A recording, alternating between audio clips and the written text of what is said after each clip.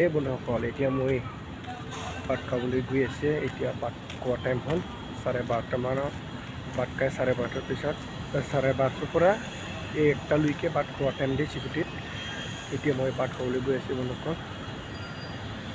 আজিও বহুত গৰম, বা ইমান গৰম না থাকিবই নাপায় বন্ধুসকল। এই গৰমৰ কাৰণে অসহ্য, তাৰ কাৰণে টুপিও খুলি দিলোঁ মই।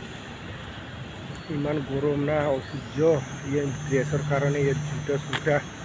আৰু দিনক চাওক বন্ধুসকল কেনেকা বেলিটো চাওক, সূৰ্যটো চাওক, ইমান গৰম।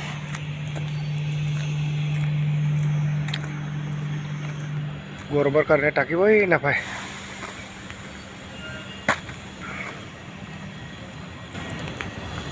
মই আজি ভাতটো মই বনা নাই, মোৰ লগৰীহে মই ক'লোঁ। মই মানে যোৱাকালি ৰাতিৰ পৰা এতিয়া ডে ডিউটি, আকৌ মই আৰু ৰাতিতে কৰিম।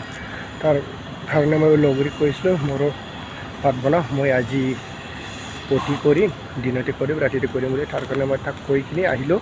এতিয়া মই গৈ আছোঁ, কি চব্জি বনাইছে তো মই নাজানো। এতিয়া যাই কিনি মই চাম, তাৰপিছতহে মই খাম।